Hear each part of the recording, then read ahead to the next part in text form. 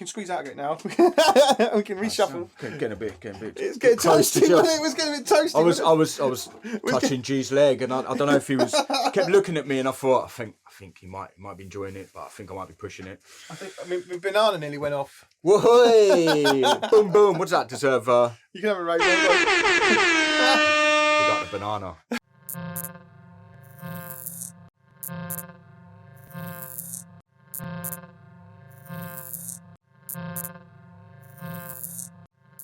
Hey, good afternoon. It's me, Graham Farmer, and welcome back to Twitch. And today I've got a friend. Hello. Shed friends. I've got shed friends, and it's Nurve. Hello, mate. Hello. How you doing? I'm good. From Education good. and Bass. Yeah. Good stuff. Just been kind of showing Nurve around the disco shed. Love it. Love it. It reminds me of a school disco that I was once banned from that I had to sneak into. It's I love it. It's not as grotty as drum and bass in here. I'm getting the whole. I feel to put on some ABBA. To be honest with you, that's the sort of vibe. I should have bought my ABBA bootleg. If you feel like wearing a hat, there's hats down there, and there's fancy dress. Don't tempt me, mate. We've got the. If it's had something a bit stronger in it, I'd already have the fancy dress on. But there's over there is the Mad Hatter, and it's got like orange hair. That might suit you. I do have a tendency to just have the urge to put that on, so I think I will. Do we in the chat? Do we think he should wear the hat? Do we think you should get him in the hat? Let us know if you want to see him in the chat. I think they will. First question: coffee or tea? Coffee. And I've got tea. Together we are coffee. Toffee. Toffee. I mean, this could just go on for hours. How are you, mate? How has the last 18 months been? How's lockdown been? And what's going on? Yeah, it's been interesting. It's been quite sad to see the way the music industry's sort of gone. Now it's gone boom, but during that period was quite tough. You know, we've got a lot of close friends in the music industry that sort of struggled. You know, myself personally, being a studio hermit for so many years, the whole lockdown thing, I was kind of quite unfazed by it. Yeah, I was okay. I spend a lot of time on my own, you know, and even my missus said to me, she's going, you know what, I didn't actually realise how much, like, you just don't leave the house. I'll go and do the weekly shop and stuff, and then I just work from home anyway, you know, with the education and bass work, but then even the studio's at home, everything's at home. So I was okay. Yeah, there was times I thought my head was going to explode. I had to go for a walk, but in general, okay. Yeah, we were the same. We were like, I've worked from home for 10 years, so kind of used to it. Lockdown. I was using Zoom for 2 years before that. Yeah. Like. Okay, what's new? I bet you felt a little bit like protective over it. That's my Zoom. now 4 billion people are using it all of a sudden. Why? For those that don't know who you are, just give us the kind of origin story, little blast, and I can. While you do that, I'm going to make sure social media is happening and all the shouts are happening, so we can get loads more people in here. Sweet. So my background. So I have been active as an artist in the music industry for, I'd say almost 24 years now. So the late 90s, I first started to DJ in clubs. I was only 16. So I had my first set of decks at the age of 14, learnt my craft. Then at the age of 15, started working in the record shop up to my 20s. But during that period, I started to DJ in clubs as a young jungle drum and bass DJ. I DJ'd at like Hysteria, Helter Skelter, Pure X, One Nation, proper name dropping, and some of them don't really exist anymore. Now, a disclaimer, I was in like room 3, you know, not like main room stuff. I was a kid. Yeah. Probably DJing to just the bar staff and a couple of drunk people floating about. But what I learned was invaluable, really. It was that whole sort of experience and the environment was really important to me, you know, sort of growing up as an aspiring DJ. Not many people had that opportunity. During that period, I got the bug. So about 18, I started to produce. Got my first studio set up, which was an Akai sampler, S2000 it was, with a dodgy jog wheel that kept skipping the start point of my beats. That was really annoying. A couple of reverb units, a compressor, a little mixing desk and stuff. And I attempted to make music. It's quite difficult trying to make drum and bass, like the drum and bass that I love to play. because it sounded like nothing like it. It was really disheartening. I didn't know what I was doing. You know, it wasn't like now that, you know, quite ironically, I work for a company that teaches people how to make music. Back then, I would have loved someone like me or, you know, my colleague Andrew to show me the ropes and bring me up to speed quicker than what it took me. So anyway, during that period, I started to make grime because a friend of mine said, you know what, there's this new music in London called grime. We should give it a shot. Around the same time, the first sort of, first sort of version of what would be known to be a digital audio workstation would come around, and it was music on the PlayStation. Yeah.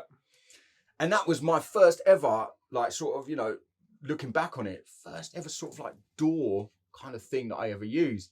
And it kind of taught me a lot. Attack, decay, sustain, release, all the little fundamental things or the rudiments of music production. Soon after that followed Reason by Propellerhead, and that's when I started to make grime properly. And I made music in that as well. Yeah, I used to sit on a train going into London to go when I was working at Turnmills, and I made tracks in Reason. Yeah, Reason. That's cool. Reason. It was the first DAW, and still now it's following. Still, it's grown. You know, there isn't. It's up there with the likes of Ableton and the other DAWs. You know, it's So that was that really helped sculpt the grime sound, because grime was in its very early stages, and we just stumbled across this sound, and it kicked off really quickly. We made really good friends with Slimzy, Plastician, connected up with Wiley and Dizzy Rascal. You know, we was there in the thick of it. We was the only crew from outside of London that actually had any sort of credibility in grime, you know, then, because it was so London focused, and we was just from the outside in Bedford. And there was a crew of about 20 of us, so we'd done all the rounds on the pirate stations, spent many a night at the top of a multi-story in London, mostly in Bow or around them areas. And yeah, that's where we made some really good friends. I still speak to Slimzy now, you know, Plastician's still there, still got a lot of links. So had a really good time with that. A couple of #1s in One Extra chart. We was actually the first crew from outside of London, I believe, to go on One Extra. One of the first crews. When was this? That's like 17, 18 years ago. Wow. One Extra, yeah. So that's 2003, 4. Yeah. That deserves a, what is it? You want which one you want the rave on? Oh, the Hulk smash. We'll give it another Go on, blast. Hulk smash. Yeah. 18 years ago, One Extra. So that kind of was a really good time. You know, we made a lot of links. We had no idea what we was doing. We was just thrown in at the deep end. It was great, and that went on for quite a few years. But you know, as time went on, my production started to change. I started to kind of bring in the more drum and bass influence that I've always loved. I've always been a jungle drum and bass kid. You know, whatever musical path I've taken, jungle drum and bass always been in the back of my ear, you know. So what I was making wasn't really grime anymore, and the whole crew thing kind of fell apart. People moved on, different things popped up for them, so they pursued them, and I was kind of just left there, me just making music. So I was still under the Macabre Unit name, so I don't think I mentioned that. Basically, yeah, the crew was called Macabre Unit, and I was always known as Raffa Demon or Raff or Demon, because I used to like dark music, play heavy music. So I thought, right, what do I do here? So I carried on. I sort of carried on making what I'm making, and I come across dubstep. Dubstep was quite in its early stages. So I thought, this sounds a bit more like the sort of thing that I'm kind of making now. Sort of took me a couple years to find my feet, and then I had quite a big release on Boca Records. That was under the Macabre Unit name still, and it was a track called Ghost, Road to Nowhere, and Fantasy. Three pretty different tracks, but Ghost was quite a big track. And then I thought, you know what, I need to pursue this a bit more, and I just took on the Demon name. So I was known as Demon through my whole sort of dubstep sort of career, let's say. Soon after that, I started my own label, Macabre Unit Digital, because the stuff I was making didn't really fit with other labels, you know. It was all, because, you know, the whole dubstep thing, the roots of it was very dub orientated, and I was coming from this whole sort of synthetic drum and bass kind of background vibe, and I was mixing the two, and I don't think people really know what to do with it. And I'd send it to DJs, and they'd be like, I don't know what to do with this. Like, so I started my own label, and I connected up with a bunch of other producers that that kind of were on a similar vibe to me. There was loads of them, sort of just almost like waiting for this to sort of come up, and then I made noise about the label, and it just kicked off straight away. It was huge, and the likes of Biome, Endred, Versa, Occult, Annex, Catacombs. There was loads of us that were making this sort of dungeon type of sounds, and also massive shout to Leon Switch as well, because he played a huge part in the dungeon sound. For me, he was the dungeon sound. We come from a bit more of a heavier, sort of gnarlier sort of background, so it got a bit more sort of energetic, let's say, in that sense. But that whole sort of side of the scene, it took me and my friends on the record label. We done label tours and everything. I toured the world a few times. I say the world, mostly Europe, you know, and a couple of North American tours as well, which was absolutely great. And it was awesome, you know. The record label's still going now. It's 60 releases deep. Is there any of that original? Is there any of that music online now? Can we listen to it? All of it, yeah. If you search, how do we listen? Like, we want to listen to this music. Oh, cool. So how do we do this? So like the Macabre Unit Digital, yeah, but they don't do labels on Spotify, so just search you. It'd be the artist, but you'll have to search Demon. And yeah, listen, there's one track actually. If you want to check out my track, they're saying Demon Parachutes. Harvest is saying, let's just shout some people. Parachute. Wow, you lot are pulling out. You know what? I made so much music in that period that I forget about a lot of it. Let's shout some people. Becky Safe's in the house. Hey Becky. Yeah, big up. How you doing? Yeah, I want to listen to this music, mate. Yeah, I'm like, what is this music? You know what? What is this? Like all those words of genres you were saying. I'm like, I have no idea what this is. I've got one tune, yeah. There's one tune that I really liked that was just so... do you know what? Check out my tune, Cardiac Attack. That come out on a compilation and Get Darker, but if you... That was... Do you know what? That was one of them tunes, you know, like... Because kind of as a producer, you'd always make the odd tune that you listen to and you think, I didn't make that. That's... Not even to say this in an egotistical... That's just too good. But not... Yeah, I suppose there's no way of me saying it without sounding like there we go. I've got a big head. But yeah, no, so you big up, mate. It's you stick on the own your wins, man. And basically just you know, quickly before you play it. So I made it and I was like, it was so different to anything I was making at the time. I was like, flipping heck, how did I do that? So I sent it to Scream, and Scream was like, yo, he dropped it on Radio 1 straight away. Got signed to a Get Darker compilation. I actually remember flying to I think the Bahamas for my sister's wedding. I remember showing my dad at the airport a CD, and my dad's like old school Italian, yeah, like, you know, he's looking at his CD thinking, what's this? I was like, that's my tune, Dad. He was like, in Italian, he muttered some words to me to say, yeah, nice one, mate. So yeah, really that tune there, Cardiac Attack, was a standout tune for me, and it's one of them tunes that I wish I'd made now, because the mix would be a hell of a lot better. So excuse the mix, but he's like 12, 13 years old, but the tune is just like, it could be made now and just sit, you know, it's just one of them. So yeah. Grady Mar says, your son, he is a success. He's like this, well done, Raphael, bravo. I've got a bunch of the early Get Darker on Wax too, says Harvest, and I thought Get Darker was only a streaming thing. I had no idea it was a label too. Yeah, it was. It did compilations. So I believe they had some vinyl releases, but they did do some compilations that were in collaboration with. Oh, here we go. I'm not sure if it's Drum and Bass Arena or something like that. But yeah, anyway, the compilations, they were called This Is Dubstep, Volume 1, Volume 2, and Volume 3, I think. Wow. What year was that? Boy, you're looking. What we now? 2021. I'd say got to be like 2008. Wow. Okay. Something like that. This is Dubstep Volume 1. That's what this track was on. I think I had a track on Volume 2. I can't actually remember. That's mad. Yeah.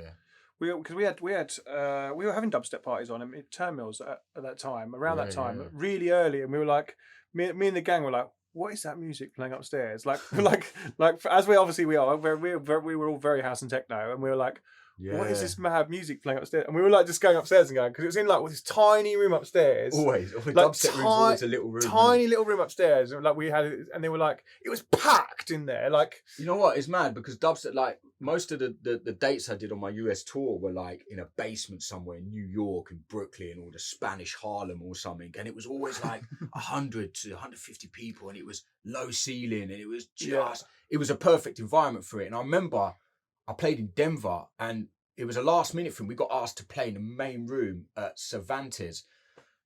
there was about 2,000 people in there. And me and my mate Paddy Biome, we was on the stage with this little table right in the middle playing these tunes. And because they were expected to hear a different sort of more American sound, when we come with our deeper, darker stuff, it was kind of not going off and not. And me and Paddy was like, get me off this stage, man. It was an amazing experience and opportunity. But for the sound that we played, I just feel the more intimate, smaller crowds, it just went off, rather than the big ones. Cool. Right. Let's. I want to hear this music. Yeah, give it a blast, man. Yeah, absolutely. I know this in years. All right.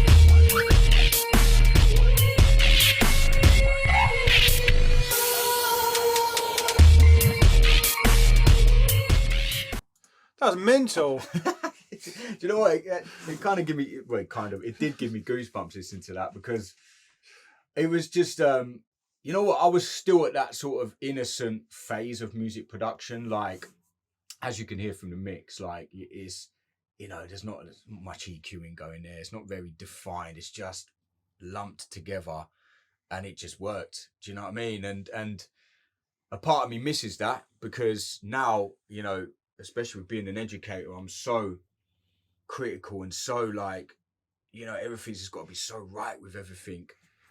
But then something like that is just thrown together. It's vibe first, and the mix, I got lucky with it, and that's not a great mix. It sounds nice and weighty and stuff, but compared to stuff you hear now, it's not got a lot of definition in that. But I didn't even think about that. That wasn't like, I need to tweak the mix on that before sending it to Scream for Radio 1. I just lumped it together and just went, I'm feeling that. I didn't even check it, nothing, just went out. And yeah, it just worked. And this, that's how a lot of it, because that was still built with the whole grime mentality. Like, because coming off the back of grime, I could make like 5, 6, 7 tunes a week with grime, throw stuff together and get it out there, and it would just go off. So I kind of carried that mentality into the dubstep side of things. And then as the sort of bar with dubstep was getting, raised a bit higher, some of the people I was working with were working a bit differently. I learned from them.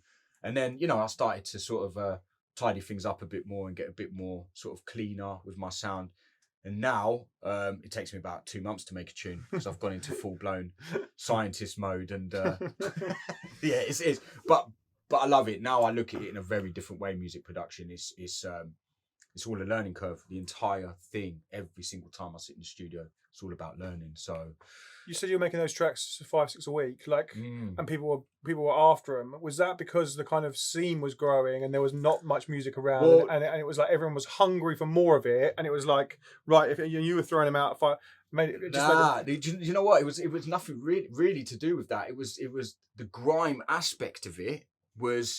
It was just how it was. We was just knocking out tune after tune after tune. When I went on One Extra, I don't know if the track list is still online. I've actually posted it on my Instagram before, but I might have removed it now, because I kind of clean it up every now and then the Insta. But the track list for the One Extra takeover that we did like 18 years ago, if you look at the track list, there's about 30 tunes, and they're all Macabre Unit. There's a couple in there, I think a Plastician track or Digital Mystery track. All of them were either made by me or by my friend Nina.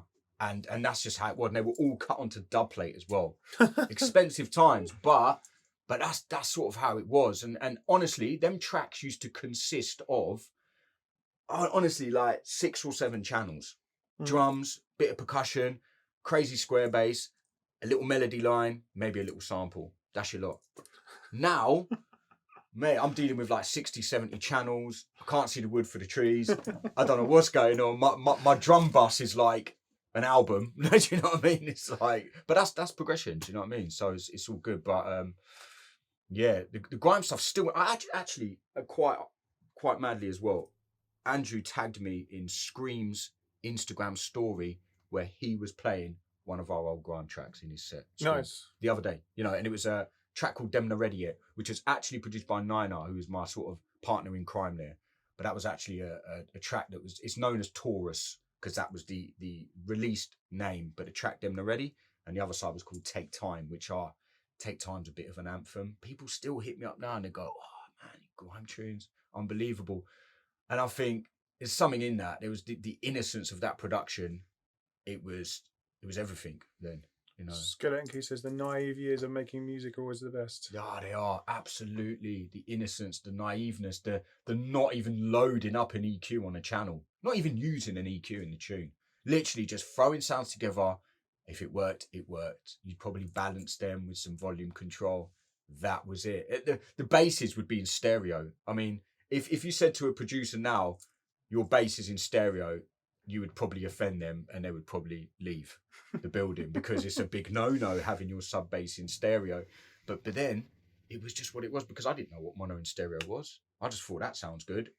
Get it in there. That was it. And that's how it worked, If you are, consider subscribing to us on YouTube. And if you want to watch them live, come and join us on Twitch. The link's below, twitch.tv/Graham Farmer. We have live interviews, A&R sessions, demo listening sessions. We get labels into signing records. Come and join us on Twitch. It's good fun. Let's jump back into the interview, though. Let's go. Nominee's here. Hello. Nominee. Hello, mate. How are you? Yes, Captain. What else is they saying? Lib says, take it the stems and project file for that one is long gone. What, for Cardiac Attack? Yes, that perished along with my Hewlett-Packard PC that it was made on. Wow. I think my brother-in-law might still have, because my brother-in-law, bless him, he always keeps little things, and he surprised me with a few things. So he might have it. Stems, I mean, God, we wouldn't even know. What did I make that on? That was on Reason. No, it's Cubase rewired to Reason. That's what I was working on then. Oh, God, yeah, I don't even know what the stems would look like. Probably offend you. They were on a floppy disk somewhere. On a MIDI disc, what we was talking about. Yeah. On a DAT or something. I don't even know. But yeah. So when were we up to? So when were we up to there? Yes, we was up to the dubstep 2008 we're up to. Yeah, so the dubstep side of things. So tell me what happened after that. So after the touring and everything with the whole Macabre Unit digital side of things, I don't know, I kind of just felt a bit frustrated with the whole dubstep thing, the DJing side of things. I don't know if I just got a bit older and stuff, and I needed to just switch things up. And I've known Andrew Nominate, aka Outrage, for over 25 years. We grew up in the same town together, and although we've known each other and always sort of stayed in touch musically, we went on very different journeys. So he hit me up about 6 years ago, and he goes, "Look, Raf, I've got this idea for a thing called Education and Bass." Then it wasn't a website, wasn't anything. It was a concept called Education and Bass that he wanted to take to clubs in the day and fire up a projector screen, laptop, little MIDI controller, invite people down, tell them to bring some USBs of their music. We give them feedback on their music. We might even go into some practical stuff. So it's still along the line of music education, because Andrew was a HE lecturer for a number of years. So, that kind of was something that he wanted to do, like off his own back and start his own little thing. So it started in a place called Cafe 1001, I believe. Brick Lane? Yep. Yeah. Started there. And do you know what? The first one we did, I'll never forget that day. It was perfect. I don't know. I sound like I thought he was going to say, I shit myself. I was quite nervous because it was all very new to me. Like I kind of fell into this whole teaching side of things, but I was kind of looking up at the sky then, like, it was perfect. Like, beautiful day. But it really was, like, the turnout was amazing. There was some people there as well that unfortunately aren't even with us no more. There was the weather was beautiful. There was a barbecue outside. It was absolutely awesome. And that was it. From then we just kept doing them events. And as time sort of went on, people wanted to sort of know where they could see more of us and where you know, where can we watch some tutorials, or, you know, want to learn more. So got Andrew thinking, and that's where the whole concept for the website come along. So during that period, myself, I was still sort of making dubstep, still making grime, and starting to sort of tinker with drum and bass, because the whole thing with me and drum and bass, I have got heroes in the drum and bass scene. I've got people that imprinted on me at a very young age that I admire and look up to, and that if I met them, I would be a bit like, you know, and I'm quite a confident person, you know, but so, you know, and that's not to say that I don't have heroes or respect people in dubstep and grime. You know, I don't necessarily would say that I've got heroes in them genres, but I've got people that I definitely respect and admire. But in drum and bass, I've got people that are heroes to me. So I needed to make drum and bass that would at least be standing up close to what they're doing. And I couldn't do that for a number of years till I got my skill set up. During this period that the whole education and bass thing was kicking off, I started to get a bit more into the drum and bass and sort of messing around with it. But it was only up until probably about 2 to 3 years ago, I really made a conscious effort to think, right, I need to really knuckle down on this whole drum and bass thing. And it took me a while, because the whole thing with music production, and anyone will tell you, it's a confidence thing. It's confidence, not confidence as a person, but with being in the studio, being in the actual studio, and being confident with your sounds and mixes and throwing stuff down. And, you know, being an educator and being presented with the opportunity to be a teacher and somebody that works for education and bass just absolutely just helped me no end, because, you know, just like I was saying, everything that I was doing with grime and dubstep, I was just doing it. I didn't know what I was really doing. I didn't know that if I turn like, well, I was basically like, turn this dial and do that, and it does this. But then with being an educator, I can't have to tell people what that dial is and what that does and why it does that, you know. So I had to kind of really get kind of the music theory and actually the understanding behind what everything does. So that obviously made me a much better producer. Therefore, I can make more of the music that I wanted to make, which is drum and bass, which is a kind of more technical side of drum and bass. I've actually got a couple of tracks that are forthcoming on my own label that's dropping in a couple of weeks. So see what I've been up to. Skeleton Key says, name drop those heroes. Oh, straight up, yeah. So Kamal, who is one half of Conflict. Kamal, for me, is, yeah, for me, sound-wise, and now this is purely my own opinion. Some people might not agree, but he, for me, is up there. Then we've got Optical, and we've got Dillinger. There's a few others, but the top 3 people, because basically, the sound that took me, that actually took my soul, was the Virus sound. There's an LP called the Wormhole LP by Optical and Ed Rush. It's giving me goosebumps talking about it. That defines me as not even as a musician, probably as a human. And like, I swear to God, like, yeah, if you're not aware, which you probably are, go and check out the Wormhole LP. I still listen to it frequently now after 20 years of it being released, you know. So Becky Safe agrees with you.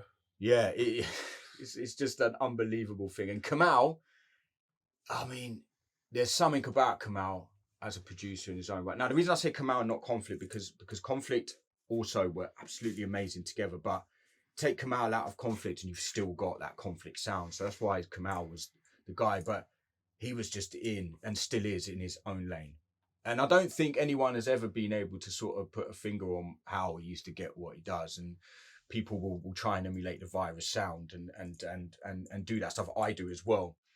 And, you know, you could kind of get your head around it. Optical's just still untouchable with his mid-range basses and stuff. But Kamal is like, whoa, what's going on here? What sorcery is this? You know, for me, my own personal opinion.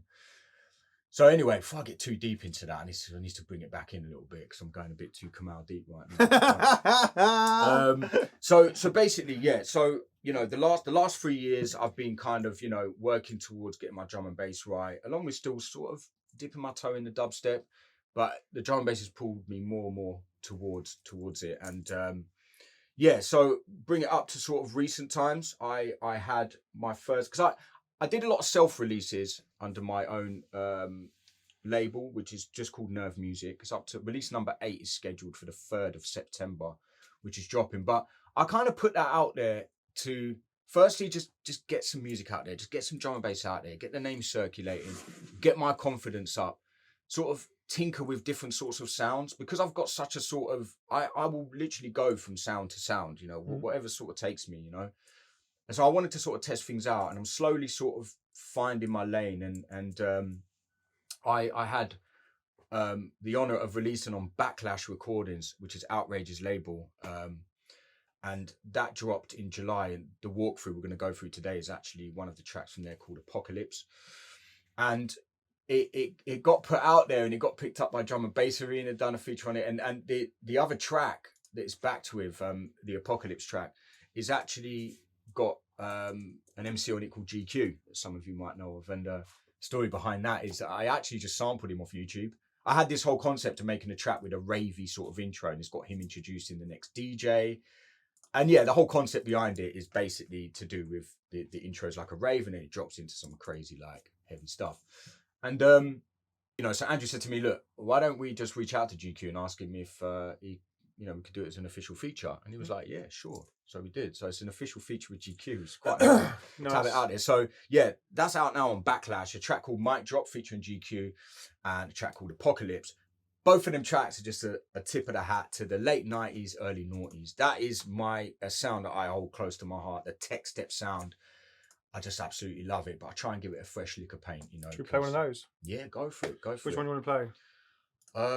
Do you know what? Play Apocalypse, because that's just me. Yeah, that's just there's something about that track. Like, I love the GQ one, but Apocalypse just I don't know, something about it. Right, so let's play this. Apocalypse. Let's go. Yeah.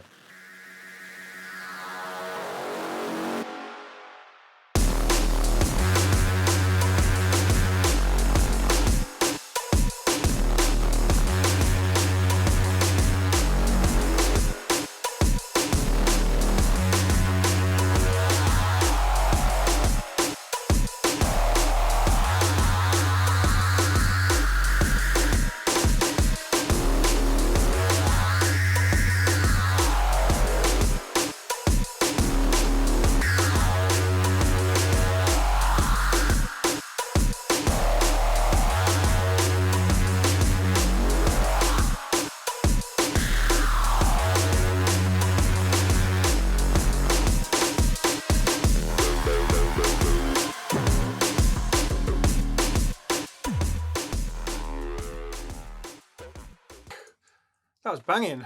Thank you. What they're saying in the chat, that ride cymbal, fire, the atmosphere on it too. The resonance is perfectionist standard. Thank you very much. I'll put that on that one. That one. I think the movement, you know, the movement in the bass, where it's like, ow. I purposely wanted to achieve that sound. That's my little nod to Optical, because that's something that I really love about his music, just the whole movement and stuff. I think you should get the rave on. And maybe a Hulk smash. We love the Hulk in here. Look, we've got little Hulks everywhere. Look. Oh. But yeah, thank you very much for the kind words. The resonance and the filter were automated very carefully, that I didn't rip my ears out as well on that bass. So yeah, thank you for commenting on that. So let's talk some more education and bass. I thought what I'd do is we can do a little screen share. If we squeeze in, we can kind of, because if you come this way we'll squeeze. Huddle up. We can huddle up and just kind of get in, and then you can give us a little guided round the old what's going on. Yeah. So look, we've got a little guided round. Cool. So tell us. So education and bass. As you can see there from the I'll squeeze that way. statement. Squeeze this way a bit. There we go. Oh, no, there you go. You're all right. Let me go over here. Here we go. We'll cuddle up. There, you're in. I'm in. So as you can see from the the statement there, online, live workshops and international tours, artist development, opportunities and success. We are music educators. This is what we do in essence. We love to share knowledge. So, Andrew, the founder, Nominate, aka Outrage, this is his brainchild. And basically, it's been set up to share, firstly, all of our first-hand music industry experience and knowledge. Myself alone, 23 to 24 years. Andrew, 25, 26 years. Just between me and him, we've got 50 years of experience. in total, all of our tutors, we have about 20 of us, over 300 tutors. It's got mad people on there now. Yeah, we've got such an amazing selection of tutors, and more waiting in the wings as well to come on board, because we just, although I'm mostly a drum and bass head, dubstep, grime. We have Mouse, for example. She makes pop. Nasha makes dubstep. We've got DJ Rap that straddles drum and bass. She's done a bit of everything. We've got False Relation, liquid drum and bass. We've got artists that are doing different stuff. We have Occult that's like live sort of techno stuff, hip hop, dub techno. We are open to tutors and educators from all sort of walks of the music industry, if you will. Along with sharing the music industry knowledge, the one thing that we kind of have that sets us aside from a lot of quote unquote competitors, let's say, because there's a lot of people do music tutorials, let's say, is that we have a very strong link to academia as well. So, for example, Andrew was a HE lecturer for 7 years. He's got a degree in teaching, he's got a master's. A lot of our instructors have a master's in music production. They've been through the academic journey. A lot of them are teachers. A lot of them are still teaching now at secondary school. They're teaching at FE level and at HE level.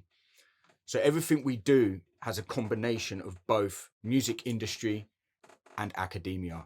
And when it's got right and it comes together, whether it's online or in person, because we do both, of course, the last 18 months has seen us restricted to online, but we've managed to sort of, convert it to being online seamlessly. And we love the whole in-person thing. That's something that we absolutely buzz off. But basically, what you kind of see with Education and Bass front facing is the subscription model, where we have over 2,000 music production tutorials. The subscription model consists of a monthly subscription or an annual subscription. But I think we should start with this, really, because this is our flagship course. So the EBRSL graded syllabus. Now, this has come about from a partnership with, if I just scroll down here, with an awarding body called RSL. Sick. Rock School Awards. They are an official awarding body, which means that we can deliver internationally recognized qualifications via courses on our website. This is one of the courses. Yeah, we are the first of our kind, solely an online platform to do it. We're the first of our kind to do it. And we're the first of our kind to partner with an absolute huge entity like Rock School Awards. So we basically spent a lot of time putting together this monster of a course. The course itself, it consists of like 100 hours of learning. It's over 42 weeks. And basically it will put you through the grades level 1 to 3, which is, I think, and then grades 1 to 8 as well. So, at further education level, it's levels 1 to 3. That's the equivalent. So grade 1 to 8 is what we deliver. The FE equivalent is level 1 to 3. Sick. So it's an actual, this is what you would go to college for. This ain't some like internal, thing that we say, well done, there's a sort of certificate. This is a very seriously taken, internationally recognized qualification that you could get a job in the music industry with. It's a known thing. Along with that, the course is absolute, You've had that since I was last week. That's well done, man. Oh yeah, this took a long time, and I played a small part in the putting together. There's Andrew and Lee, massive shout out to Lee as well, who put so much work into this beast of a course. And you know what? It's level 1 to 3, but it surpasses that.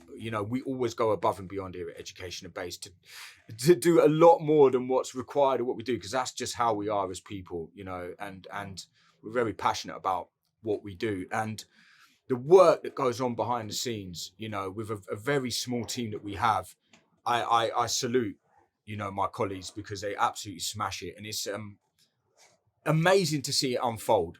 We've currently got about 35 people taking this course at the moment. We've enrolled 3 times for it.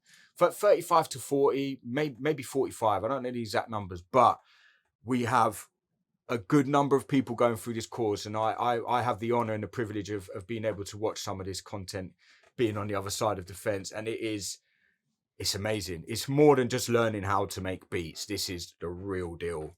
And you know, it's quite an honor to be a part of it. I think because we're kind of in the thick of it, we don't actually see how huge it really is, you know. And along with that, we also deliver diplomas as well. And we also looking at vocational qualifications too. So we have a very good relationship with Rock School Awards. Big up to Rock School, big up Dan and all the crew. And yeah, we are building on that relationship to provide good music education, because, you know, I don't know how much you're aware, or if you read the news and whatnot, music education and music technology seems to take quite a knock, and has done over the years, and it has continued to, and is going to be. But we're there to pick up the pieces, if you will, and provide music education of the highest level. As simple as that. You know, I'm not here trying to big it up. It is what it is. Myself and the education and bass team live and breathe this. This is what we do for a living. This is what keeps a roof over our head, you know. And it's more than just, it's a whole thing. We're just very passionate about helping people, and most importantly, give people opportunities, because that's what life's all about, you know. We come from, like, I left school at the age of 15. I got nothing. I had no GCSEs, no nothing. Yeah. And to be in the position I am now, to be able to share my knowledge and be involved and around people that have got masters, that have got teaching degrees, it's amazing, you know. And same with Andrew. He left school. He went back and done a master's, you know, and got everything he needed. He took it upon himself to teach himself, because the education system in the UK, sadly, it's a bit broken, you know. So we just try and do what we can. And yeah, that's what the EBRSL is. That's just one thing there. But that is our flagship course. It's an absolute beast. And we're very, very proud of it. As you could probably see, I'm going quite deep now about it. Sucking up all of G's like airtime and stuff on it. It's, we're good. It's amazing. It really is. But yeah, feel free to check it out. It's on the website. You can find it. It's there, the EBRSL. Check it out. If you've got any questions, if you fancy it, drop us an email. We can talk about it. It's there's a lot there. Please do check it out. If you're watching this back on YouTube, the link will be in the card below, in the information below. Big up, G. Right. Before we do this track breakdown, on my YouTube channel, we can squeeze out of it now. We can reshuffle. Getting a bit. It's getting toasty. It was getting a bit toasty. I was touching G's leg, and I don't know if he kept looking at me, and I thought, I think he might be enjoying it, but I think I might be pushing it. I mean, my banana nearly went off. Whoa! Boom, boom. What does that deserve? You can have a raise. We got the banana. I didn't just say that. We'll ignore that. We got. Whoa! What's that, a mic? Yeah, we've got more mics so you can spit some. Check 1 2. You don't want me spitting bars. That's a whole different story. Right. Okay. Have a drink. You wanted to play a new track. Right. Play 32 Lies. Okay. Right. Let me just boot this up. This is out on the 3rd of September, by the way. This is out on the 3rd of September on all. Let's switch music everywhere. stream everywhere. Yeah, this is an exclusive, really, because I haven't posted it nowhere. So yeah, it's an exclusive. All right, we won't play it all then. Yeah, it's cool. Yeah. Play it. Oh, there we go. That's the view we want. But you'd have to play a little bit of the second drop, because it's got a little extra little bass in it. I quite like. Should I play it from the start? Yeah, it's all okay, good. Let's It's do all good. Drop it.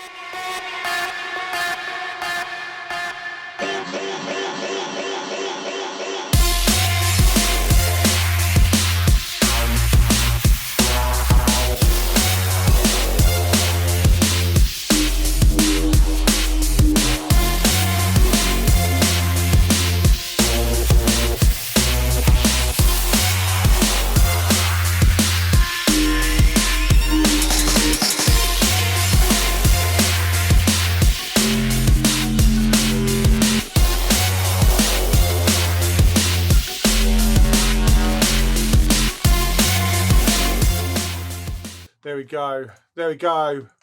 That definitely gets the rave on.